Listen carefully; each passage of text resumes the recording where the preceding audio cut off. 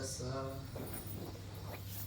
ಬುದ್ಧ ಧಮ್ಮ ಸಂಘ ತ್ರಿರತ್ನಗಳಿಗೆ ನಮಿಸುತ್ತಾ ಪರಮ ಪೂಜ್ಯ ಬಾಬಾ ಸಾಹೇಬ ಅಂಬೇಡ್ಕರ್ ಪಾದಗಳಿಗೆ ನಮಿಸುತ್ತಾ ಪೂಜ್ಯ ಮನೋರಂಕಿತ ಬಂತೇಜಿ ಪಾದಗಳಿಗೆ ನಮಸ್ಕರಿಸುತ್ತಾ ಎಲ್ಲ ಧಮ್ಮ ಬಂಧುಗಳಿಗೆ ನಮಸ್ಕರಿಸುತ್ತಾ ಇಂದಿನ ತಮ್ಮದ ಬಗ್ಗೆ ಹೇಳಿ ಅಂತ ಡಾಕ್ಟ್ರು ನನಗೆ ಹರಿಗೋವಿಂದ ಹೋಟ್ಲಲ್ಲಿ ದಿಢೀರ್ ಅಂತ ಹೇಳಿದ್ರು. ನಾನು ಊರಿಂದ ಆಗ್ತಾನೆ ಬಂದಿದ್ದೆ. ನನಗೆ ಏನು ಮಾಡಬೇಕು ಅಂತ ಗೊತ್ತಿಲ್ಲ, ಒಪ್ಕೊಂಡೆ. ಕೊಡ್ತಾರೆ ತಾನಾಗೆ ಬಂದಿದ್ದು, ಅದ್ರ ಬಗ್ಗೆ ಮಾತಾಡೋದು ಶ್ರೇಷ್ಠ ಅಂತ ಹೇಳ್ಬಿಟ್ಟು ನಾನು ಒಪ್ಕೊಂಡೆ. ಹಾಗಾಗಿ ಇವತ್ತು ನಾನು ಈ ಒಂದು ಜಾತಕದ ಕಥೆಯನ್ನು ಹೇಳಲಿಕ್ಕೆ ಹೊರಟಿದ್ದೇನೆ. ಈ ಜಾತಕದ ಕಥೆ ಹೇಳುವಾಗ ಏನಾದರೂ ತಪ್ಪುಗಳು ಕಂಡು ಬಂದಲ್ಲಿ ಕ್ಷಮಿಸಬೇಕು ಅಂತ ಎಲ್ಲರೂ ಕೋರ್ಕೊಳ್ತಾ, ಸುಸೀಮ ಜಾತಕ ಅಂತ ಸಂಪುಟ 2 ತ್ರಿಪಿಟಕದ ಸಂಪುಟ 2 ಬುದ್ಧರ ಜಾತಕ ಕಥೆಗಳಲ್ಲಿ ಈ ಸುಸೀಮ ಜಾತಕ ಕಥೆಗೆ ಹೋಗೋಕೆ ಮೊದಲೇ ಸಾವಸ್ತಿಯಲ್ಲಿ ಬುದ್ಧರು ಪ್ರಧಾನ ಭಿಕ್ಕು ಆಗಿರ್ತಕ್ಕಂಥ ಒಂದು ಸಂಘ. ಆ ಸಂಘಕ್ಕೆ ಕುಟುಂಬದವರು ಒಮ್ಮೊಮ್ಮೆ ದಾನ ಮಾಡ್ತಿರ್ತಾರೆ. ಹಾಗೆ ಬೀದಿಯ ಜನರೆಲ್ಲ ಸೇರಿ ಗುಂಪು ಮಾಡಿ ದಾನಗಳನ್ನು ಕೊಡ್ತಿರ್ತಾರೆ.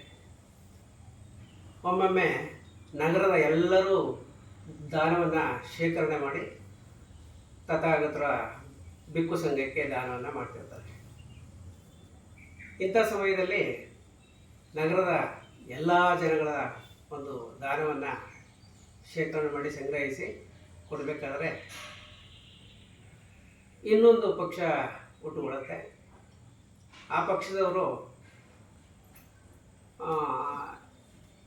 ಇನ್ನೊಂದು ಸಂಘ ಅಥವಾ ಒಂದು ಪಂಥ ಇರುತ್ತೆ. ಆ ಪಕ್ಷದವರಿಗೆ ಯಾಕೆ ದಾನ ಕೊಡಬಾರ್ದು ಅಂತ ಹೇಳ್ಬಿಟ್ಟು ಒಂದು ವೈರುಧ್ಯವನ್ನು ತೆಗಿತಾರೆ. ಆಗ ಇಲ್ಲ ಬುದ್ಧರು ಪ್ರಧಾನ ಆಗಿರ್ತಕ್ಕಂಥ ಸಂಘಕ್ಕೆ ಈ ದಾನವನ್ನು ಕೊಡಬೇಕು ಅಂತ ಹೇಳ್ಬಿಟ್ಟು ಹೆಚ್ಚಿನ ಸಂಖ್ಯೆಯಲ್ಲಿ ಹೇಳ್ತಾರೆ. ಆದರೂ ಅವರು ಒಪ್ಪಲ್ಲ. ಏಕೆಂದರೆ ಇಡೀ ನಗರದಲ್ಲೇ ಸಂಗ್ರಹ ಮಾಡಿರ್ತಕ್ಕಂಥ ದಾನ. ಹಾಗಾಗ್ಬಿಟ್ಟು ಈ ಸಂಘಕ್ಕೂ ಕೊಡಬೇಕು ಅಂತ ಹೇಳ್ಬಿಟ್ಟು ವಾದ ಶುರುವಾಗುತ್ತೆ. ಈ ವಾದ ವಿವಾದಗಳಲ್ಲಿ ಎಲ್ಲ ಸೇರಿಬಿಟ್ಟು, ಇಲ್ಲರಪ್ಪ ಈ ಥರ ವಾದ ಮಾಡೋದು ಬೇಡ, ಇದನ್ನು ಬಹುಮತಕ್ಕೆ ಇಟ್ಕೊಳ್ಳೋಣ ಅಂತ ಹೇಳ್ಬಿಟ್ಟು ಬಹುಮತಕ್ಕೆ ಇಟ್ಬಿಡ್ತಾರೆ. ಬಹುಮತಕ್ಕಿಟ್ಟಾಗ ಕೊನೆಗೆ ಬುದ್ಧರು ಪ್ರಧಾನ ಆಗಿರ್ತಕ್ಕಂಥ ಸಂಘಕ್ಕೆ ದಾನ ಹೋಗಬೇಕು ಅನ್ನೋದು ಬಹುಮತದಿಂದ ಗೊತ್ತಾಗುತ್ತೆ. ಅಥವಾ ಅಲ್ಲಿ ಬಹುಮತ ಈ ಸಂಘಕ್ಕೆ, ಅಂದರೆ ಬುದ್ಧರು ಪ್ರಧಾನ ಆಗಿರ್ತಕ್ಕಂಥ ಸಂಘಕ್ಕೆ ಬರುತ್ತೆ. ಆವಾಗ ವಿಧಿ ಇಲ್ಲದೆ ಆ ಅನ್ಯ ಸಂಘದವರು ಇನ್ನೊಂದು ಸಂಘದವರು ಸುಮ್ಮನೆ ಆಗ್ತಾರೆ. ಆ ಶೇಖರಣೆ ಆಗಿರ್ತಕ್ಕಂಥ ಎಲ್ಲ ದಾನವನ್ನು ಆಗ ಬುದ್ಧರು ಪ್ರಧಾನ ಆಗಿರ್ತಕ್ಕಂಥ ಒಂದು ಸಂಘಕ್ಕೆ ದಾನ ಮಾಡ್ತಾರೆ. ಆಗ ಈ ನಗರದ ಜನ ಬುದ್ಧರ ನೇತೃತ್ವ ಸಂಘವನ್ನು ಆಹ್ವಾನಿಸಿ ಈ ಮಹಾದಾನವನ್ನು ಮಾಡ್ತಾರೆ. ಆಗ ತಥಾಗತರು ಎಲ್ಲ ಜನರಿಗೂ ಸನ್ಮಾರ್ಗವನ್ನು ಮತ್ತು ಅದರ ಫಲದ ಜ್ಞಾನವನ್ನು ಉಂಟು ಮಾಡಿ ಜೇತವನಕ್ಕೆ ಹೊರಟೋಗ್ತಾರೆ. ಸಂಜೆ ಮತ್ತೆ ಧರ್ಮಸಭೆಯಲ್ಲಿ ಭಿಕ್ಕುಗಳೆಲ್ಲ ಸೇರಿಕೊಂಡು ಮಾತಾಡ್ತಾ ಇರಬೇಕಾದ್ರೆ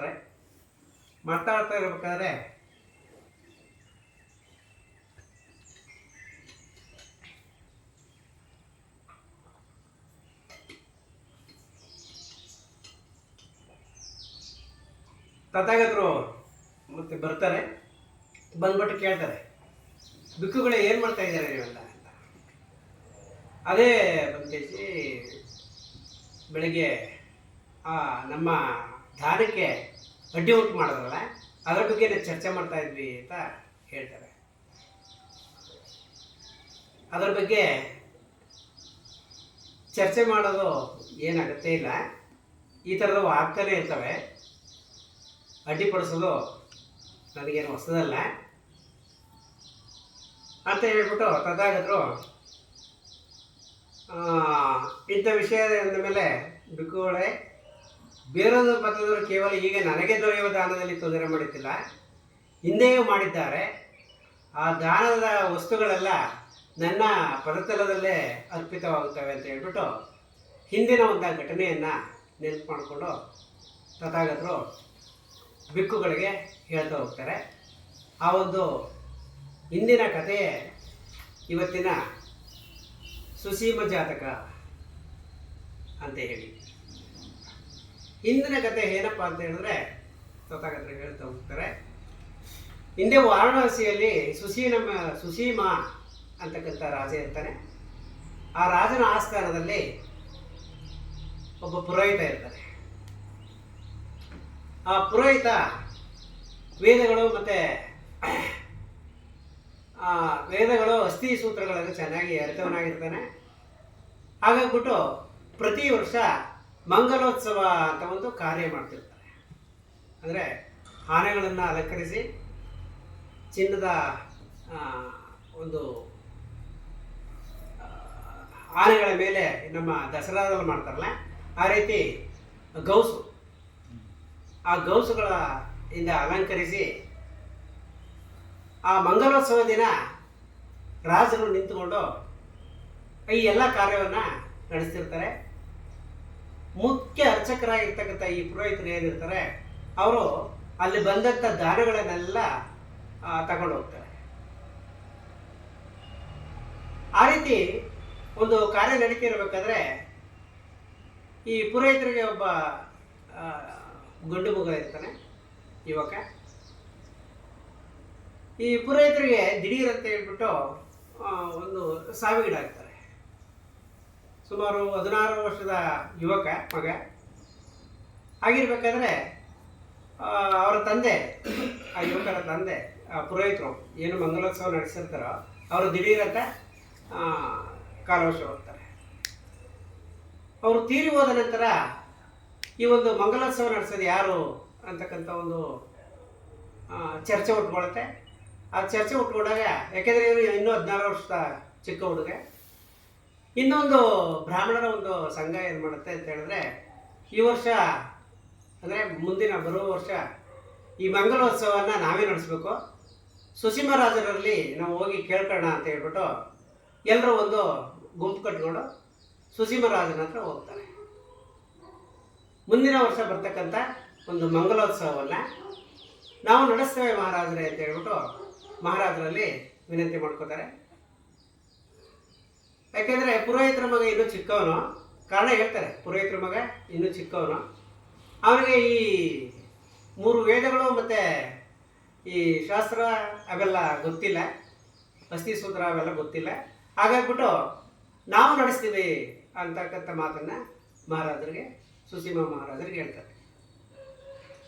ಸುಸೀಮ ಮಹಾರಾಜರಿಗೆ ಹೇಳತ್ಲೆ, ಹೌದಲ್ವಾ, ಆಯಿತು ಮಾಡಿ, ಅವನಿನ್ನೂ ಚಿಕ್ಕ ಹುಡುಗ ಅಂತ ಹೇಳ್ಬಿಟ್ಟು ರಾಜರು ಅಪ್ಪಣೆ ಕೊಡ್ತಾರೆ. ರಾಜರು ಅಪ್ಪಣೆ ಕೊಟ್ಟ ತಕ್ಷಣ ಇವರು ಖುಷಿಯೋ ಖುಷಿ. ಯಾಕೆಂತ ಹೇಳಿದ್ರೆ ಅದರಿಂದ ಬರ್ತಕ್ಕಂಥ ದಾನ ಲಕ್ಷಗಟ್ಟಲೆ ಬರ್ತಿರುತ್ತೆ. ವಜ್ರ ವೈಡೂರ್ಯಗಳು, ಅನೇಕ ಸಾಮಗ್ರಿಗಳು ಆ ಒಂದು ಮಂಗಲೋತ್ಸವ ದಿನ ಯಾರು ನಡೆಸ್ಕೊಡ್ತಾರೆ ಅವ್ರಿಗೆ ಆ ದಾನ ರಾಜರು ಕೊಡ್ತಾರೆ.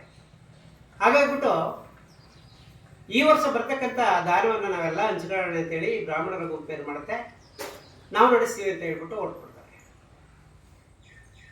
ಸರಿ, ಅವರು ಎಲ್ಲ ತಯಾರಿ ಮಾಡ್ಕೋತಾರೆ. ಆ ಊರಲ್ಲೆಲ್ಲ ಮಾಮೂಲಿ ವಿಚಾರ ಸ್ಪ್ರೆಡ್ ಆಗುತ್ತೆ. ಆಗ ಈ ಪುರೋಹಿತರ ಹೆಂಡತಿ, ಈ ಯುವಕ ಇರ್ತಾನೆ, 16 ವರ್ಷದ ಯುವಕ, ತುಂಬ ಜಾಣ ಇರ್ತಾನೆ, ಬುದ್ಧಿವಂತ. ಅವ್ರ ತಾಯಿ ಕಿವಿಗೆ ಬಿದ್ದ ತಕ್ಷಣ ಅವರು ಭಾಳ ದುಃಖ ಮಾಡಿಕೊಂಡು ಅಳ್ತಾ ಕೂರ್ತಿರ್ತಾರೆ. ಆಗ ಈ ಯುವಕ ಬಂದು, ಯಾಕಮ್ಮ ಇಷ್ಟೊಂದು ದುಃಖ ಪಡ್ತಿದೆಯಾ ಅಂತ ಕೇಳ್ತಾನೆ. ಕೇಳಿದಾಗ ಆ ಹುಡುಗ ಹೇಳ್ತಾನೆ, ತಾಯಿ ಹೇಳ್ತಾರೆ, ನೋಡಪ್ಪ, ಇನ್ನು 4 ದಿನಗಳಲ್ಲಿ ಈ ಮಂಗಲೋತ್ಸವ ಬರುತ್ತೆ. ಈ ಮಂಗಲೋತ್ಸವ ಕಾರ್ಯನ ಸುಮಾರು 7 ತಲೆಮಾರುಗಳಿಂದ ನಿಮ್ಮ ತಂದೆ ಮತ್ತು ಅವ್ರ ತಂದೆ ಎಲ್ಲ ನಡೆಸ್ಕೊ ಬರ್ತಿರ್ತಾರೆ. ಈ ವರ್ಷ ನಮಗೆ ಇಲ್ದಂಗೆ ಆಗೋಯ್ತಲ್ಲ, ಅದಕ್ಕೆ ಭಾಳ ದುಃಖ ಆಗ್ತಾ ಇದೆ ನನಗೆ, ಏನು ಮಾಡೋದು ಅಂತ ಕೇಳ್ತಾರೆ. ಸರಿ, ಮಂಗಲೋತ್ಸವ ನಡೆಸ್ಬೇಕಾದ್ರೆ ಏನೇನು ಅರ್ಹತೆ ಬೇಕು ಅಂತ ಆ ಹುಡುಗ ಪ್ರಶ್ನೆ ಮಾಡ್ತಾನೆ. ಆಗ ಅವ್ರ ತಾಯಿ ಹೇಳ್ತಾರೆ, 3 ವೇದಗಳು ಮತ್ತು ಅಸ್ಥಿ ಸೂತ್ರ ಗೊತ್ತಿರ್ತಕ್ಕಂಥ ಮಾತ್ರ ಆ ಒಂದು ಕಾರ್ಯವನ್ನು ನೆರವೇರಿಸ್ಬೇಕು. ಈ ಬಾರಿ ಬೇರೆ ಯಾರೋ ನಡೆಸ್ಕೊಡ್ತೀವಿ ಅಂತ ಮಹಾರಾಜರಿಗೆ ಹೇಳಿದಾರಂತೆ ಅಂತ ಹೇಳ್ತಕ್ಕಂಥ ಮಾತನ್ನು ಯುವಕರಿಗೆ, ಆ ಮಗನಿಗೆ ತಾಯಿ ಹೇಳ್ತಾರೆ. ಆವಾಗ ಆ ಮಗನಿಗೆ, ಯಾಕೆ ನನ್ನ ಕೈಲಿ ನಡೆಸ್ಕೊಡೋಕ್ಕಾಗಲ್ವಾ, ನಾನು ನಡೆಸ್ಲಿಕ್ಕಾಗಲ್ವಮ್ಮ ಅಂತ ಕೇಳಿದಾಗ, ಇಲ್ಲಪ್ಪ, ಆ ಒಂದು ವೇದಗಳು ಅಸ್ಥಿ ಸೂತ್ರಗಳು ಗೊತ್ತಿರಬೇಕು ಅಂತ ಮಾತನ್ನು ತಾಯಿ ಮಗನಿಗೆ ಹೇಳಿದಾಗ, ಆ ವೇದಗಳು ಎಲ್ಲಿ ಕಲಿಬೇಕು, ಯಾರ ಹತ್ರ ಕಲಿಬೇಕು ಹೇಳಮ್ಮ ಅಂತಕ್ಕಂಥ ಮಾತನ್ನು ಅವಳಿಗೆ ಕೇಳ್ತಾನೆ. ಕೇಳಿದಾಗ ಸುಮಾರು 120 ಯೋಜನೆ ಅಷ್ಟು ದೂರದಲ್ಲಿ ಗುರುಗಳಿದ್ದಾರೆ. ಗಂಧಾರ ದೇಶ, ಆ ಗಂಧಾರ ದೇಶದಲ್ಲಿ ತಕ್ಕಶಿಲೆ ಅಂತಕ್ಕಂಥ ಊರಿನಲ್ಲಿ ಆ ಗುರುಗಳು ವಾಸವಾಗಿದ್ದಾರೆ. ನೀನು ಅಲ್ಲಿಗೆ ಹೋಗ್ಬಿಟ್ಟು ಈ ವಿದ್ಯೆಯನ್ನು ಕಲ್ತ್ಕೊ ಬರಬೇಕು ಅಂತಕ್ಕಂಥ ಮಾತನ್ನು ಹೇಳ್ತಾರೆ ಅವರಮ್ಮ ಹೇಳ್ತಾರೆ.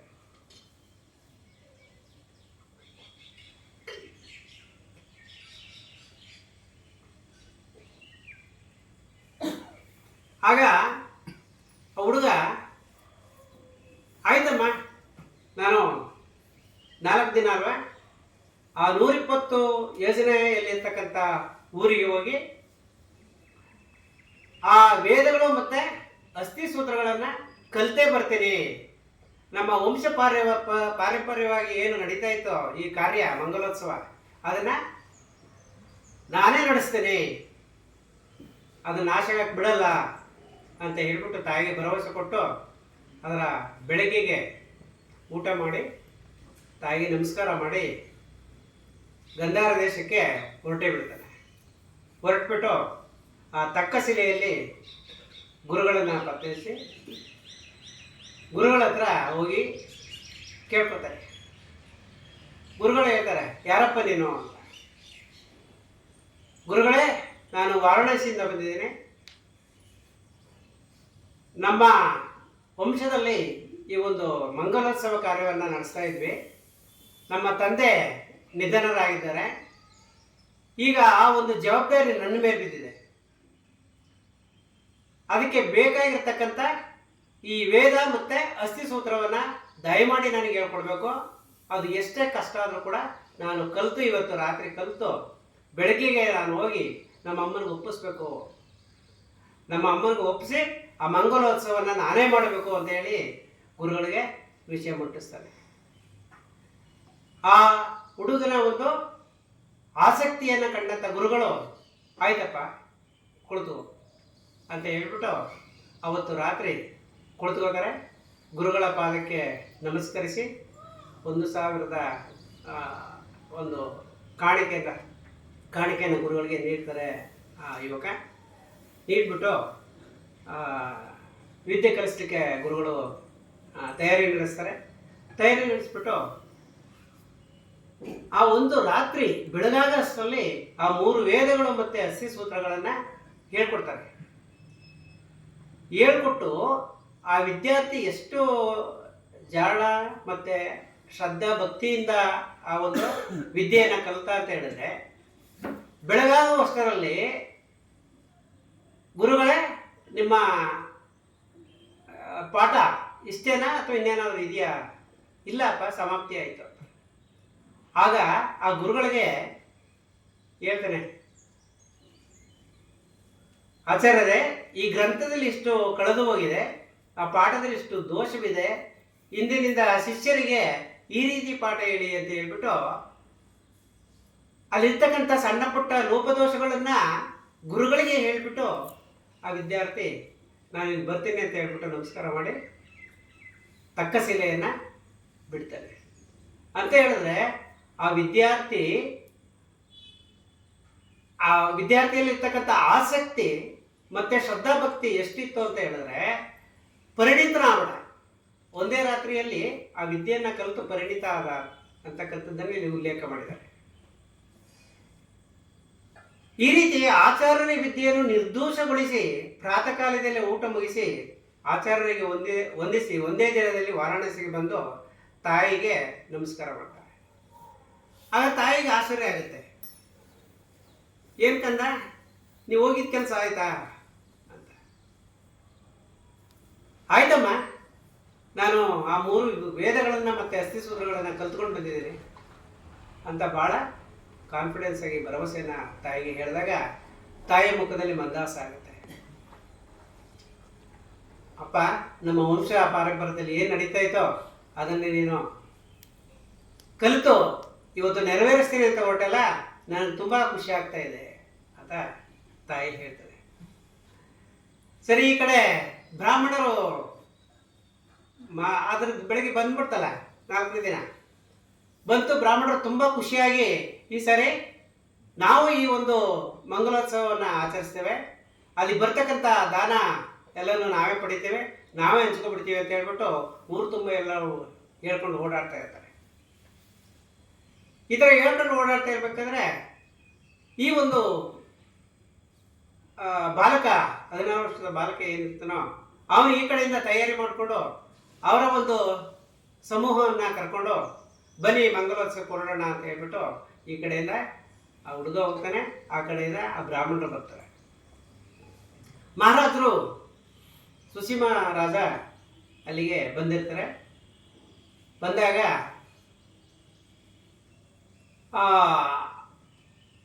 ಯುವಕ ರಾಜರ ಹತ್ರ ಹೋಗ್ತಾರೆ. ರಾಜರೇ, ನೀವು ಬೇರೆಯವರಿಗೆ ಈ ಒಂದು ಮಂಗಲೋತ್ಸವ ನಡೆಸಲಿಕ್ಕೆ ಹೇಳಿದಿರಂತೆ. ಆಗ ಮಹಾರಾಜ, ಹೌದಪ್ಪ, ನೀನಿನ್ನೂ ಚಿಕ್ಕವನು ಅಂತ ಗೊತ್ತಾಯ್ತು, ಹಾಗಾಗಿ ಮಂಗಲೋತ್ಸವವನ್ನು ಅವರೆಲ್ಲ ಸೇರಿ ಮಾಡ್ತೀವಿ ಅಂತ ಹೇಳಿದ್ರು. ಆಗ ನಾನೇ ಪರ್ಮಿಷನ್ ಕೊಟ್ಟೆ. ಆಗ ಯುವಕ ಒಂದು ಸಾರಿ ಗರ್ಜಿಸ್ತಾನೆ, ಮಹಾರಾಜರೇ, ನೀವು ಹೇಗೆ ಕೊಟ್ರಿ? ಯಾರು ಈ 3 ವೇದಗಳನ್ನು ಮತ್ತೆ ಅಸ್ಥಿಸೂತ್ರವನ್ನು ಹೇಳ್ತಕ್ಕಂಥ ಆ ಬ್ರಾಹ್ಮಣರಲ್ಲಿ ಯಾರಿದ್ದಾರೆ ಅಂತ ಒಂದು ಗರ್ಜನೆ ಮಾಡ್ತಾರೆ. ಇಲ್ಲಿ ಗರ್ಜನೆ ಆದ ತಕ್ಷಣ ನಮ್ಮ ಮನೋರಕಿತ ಮಂತೇಜಿ ಹೇಳ್ತಾ ಇರ್ತಾರೆ, ಬುದ್ಧರ ಪ್ರವಚನ ಯಾವಾಗಲೂ ಸಿಂಹದ ಗರ್ಜನೆ ಅಂತ ಇರ್ತಂತೆ ಸುಮಾರು ಸಾರಿ ಹೇಳಿದ್ದಾರೆ. ಅದೇ ಥರ ನಾವು ಬಾಬಾ ಸಾಹೇಬರು ಗರ್ಜಿಸಿದ್ದಾರೆ. ಎಲ್ಲಿ? ಪಾರ್ಲಿಮೆಂಟಲ್ಲಿ ಅನೇಕ ಬಾರಿ ಗರ್ಜಿಸಿದ್ದಾರೆ. ಅಂದರೆ ಯಾರು ಜ್ಞಾನವಂತರಾಗಿರ್ತಾರೋ, ಯಾರು ವಿದ್ಯೆಗಳನ್ನು ಕರಗತ ಮಾಡ್ಕೊಂಡಿರ್ತಾರೋ ಅವರ ಮಾತುಗಳಲ್ಲಿ ಗರ್ಜನೆ ಇರುತ್ತೆ ಅಂತಕ್ಕಂಥ ಒಂದು ಇದನ್ನು ನಾವು ಇಲ್ಲಿ ನೆನಪಿಸಬಹುದು. ಹಾಗಾಗಿ ಈ ಒಂದು ಯುವಕ ಮಹಾರಾಜರಿಗೆ ಅಷ್ಟು ಗತ್ತಿನಲ್ಲಿ ಯಾರಿಗೆ ಗೊತ್ತು ವಿದ್ಯೆ ಅಂತ ಕೇಳಿದಾಗ ಮಹಾರಾಜರು ಕಕ್ಕಬಿಕ್ಕಿ ಆಗ್ತಾರೆ. ಏನಪ್ಪ, ಏನಾಯ್ತು ಈಗ? ಇಲ್ಲ, ಅಂತ 3 ವೇದಗಳು ಮತ್ತೆ ಅಸ್ಥಿ ಸೂತ್ರ ಗೊತ್ತಿರತಕ್ಕಂಥ ಒಬ್ಬ ಬ್ರಾಹ್ಮಣನ ಇಲ್ಲಿ ಕರೆಸಿ ನನ್ನ ಮುಂದೆ ನಿಲ್ಲಿಸಿ ನೋಡೋಣ ಅಂತ ಹೇಳ್ಬಿಟ್ಟು ಆ ಗುಡುಗಿದಾಗ ಅಲ್ಲಿರ್ತಕ್ಕಂಥ ಬ್ರಾಹ್ಮಣರೆಲ್ಲ ತೆಪ್ಪಗಾಗ್ಬಿಡ್ತಾರೆ. ಯಾರು ಮುಂದೆ ಬರಲ್ಲ. ಒಬ್ಬ ಬ್ರಾಹ್ಮಣನು ಕೂಡ ಏನು ಇಷ್ಟು ತನಕ ಹೇಳ್ಕೊಂಡು ಓಡಾಡ್ತಿದ್ರು, ನಾವು ಮಾಡ್ತೀವಿ ಈ ವರ್ಷ ಆ ದಾನವನ್ನೆಲ್ಲ ನಾವು ಸ್ವೀಕರಿಸ್ತೀವಿ ಅಂತ ಹೇಳ್ತಾ ಇದ್ರು, ಅವರೆಲ್ಲರೂ ಕೂಡ ಸ್ತಬ್ಧ ಆಗ್ಬಿಡ್ತಾರೆ. ಆಗ ಮಹಾರಾಜ ನೋಡ್ಬಿಟ್ಟು, ಸರಿ ನೀನು ಮಾಡ್ತೀಯಪ್ಪ ಅಂತ. ಹೌದು, ನಮ್ಮ ವಂಶ ಪಾರಂಪರ್ಯವಾಗಿ ಏನು ಮಾಡ್ಕೊ ಬರ್ತಾ ಇದ್ವೋ ಅದನ್ನು ನಾನೇ ಮಾಡ್ತೀನಿ ಅಂತ ಹೇಳ್ಬಿಟ್ಟು ಆ ಒಂದು ಕಾರ್ಯವನ್ನು ಆ 16 ವರ್ಷದ ಬಾಲಕ ಮಂಗಲೋತ್ಸವವನ್ನು ಮಾಡಿಕೊಡ್ತಾನೆ. ಆವಾಗ ಆ ಒಂದು ದಾನ ಏನು ಬರಬೇಕಾಗಿತ್ತೋ ಮಹಾರಾಜರಿಂದ ಅದನ್ನು ಅವನೇ ಪಡ್ಕೋತಾನೆ. ಅವನೇ ಪಡ್ಕೊಂಡು ಅವ್ರ ತಾಯಿ ಕೊಟ್ಟಾಗ ಅವ್ರ ತಾಯಿ ತುಂಬ ಖುಷಿ ಪಡ್ತಾರೆ. ಖುಷಿ ಪಟ್ಬಿಟ್ಟು ಮಗನ ಬಗ್ಗೆ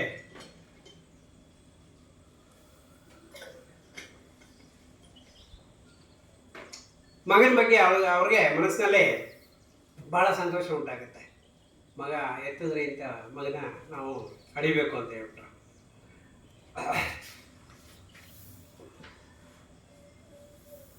ಇಲ್ಲಿ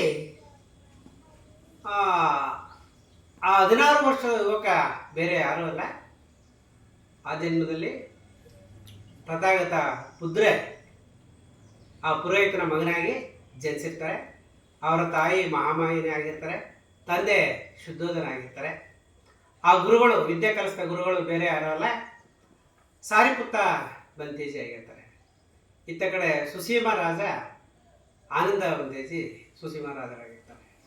ಅಂತ ಹೇಳಿದ್ರೆ ಈ ಕಥೆಯಲ್ಲಿ ಬರ್ತಕ್ಕಂಥ ಏನಪ್ಪ ಒಂದು ಸಾರಾಂಶ ಅಂತ ಹೇಳಿದ್ರೆ, ಆ ದಾನ ಯಾರಿಗೆ ಸೇರಬೇಕೋ ಅವ್ರಿಗೆ ಸೇರುತ್ತೆ. ಇಲ್ಲೂ ಅಷ್ಟೇ, ಆ ದಾನ ಕೈ ತಪ್ಪೋಯ್ತು ಅಂತ ಅವ್ರ ಅಮ್ಮ ಅಂದ್ಕೊಂಡಿದ್ರಲ್ಲ, ಅದನ್ನು ಕೈ ತಪ್ಪಲಿಕ್ಕೆ ಈ ಯುವಕ ಬಿಡಲಿಲ್ಲ. ಆವಾಗ ಬೋಧಿಸತ್ವರಾಗಿ ಹುಟ್ಟಿರ್ತಾರೆ, ಅವರ ಪುರೋಹಿತರ ಮಗನಾಗಿ ಹುಟ್ಟಿರ್ತಾರೆ. ಹಾಗಾಗಿ ಆ ಬುದ್ಧರ ಕಾಲಘಟ್ಟದಲ್ಲೂ ಏನು ಎರಡು ಪಕ್ಷಗಳ ಪಂತ್ರವಾಗಿ ಬುದ್ಧ ಪ್ರಧಾನ ಆಗಿರ್ತಕ್ಕಂಥ ಸಂಘಕ್ಕೆ ಕೊಡಬಾರ್ದು ಅಂತ ಹೇಳ್ತಿರ್ತಾರೋ, ಆಗಲೂ ಕೂಡ ಬಹುಮತದಿಂದ ಅದು ಅವರ ಪದತಲದಲ್ಲಿ ಬರುತ್ತೆ. ಈ ಒಂದು ಹಿಂದಿನ ದಿನದಲ್ಲೂ ಕೂಡ ಅವರಿಗೆ ಅದು ದಾನ ಸಲ್ಲಿರುತ್ತೆ ಅಂತ ಹೇಳಿ ಈ ಕಥೆಯ ಸಾರಾಂಶ. ಇಷ್ಟು ಹೇಳಲಿಕ್ಕೆ ಅವಕಾಶ ಮಾಡಿಕೊಟ್ಟ ಡಾಕ್ಟರ್ ಜಗನ್ನಾಥ್ ಮತ್ತು ಶ್ವೇತಾ ಜಗನ್ನಾಥ್ರವರಿಗೆ ನಾನು ವಂದಿಸುತ್ತಾ, ಇಲ್ಲಿ ಏನಾದರೂ ಸಣ್ಣ ಪುಟ್ಟ ತಪ್ಪುಗಳಿದ್ದರೆ ಬಂದಿದ್ದು ಸಾಧು ಸಾಧು ಸಾಧು.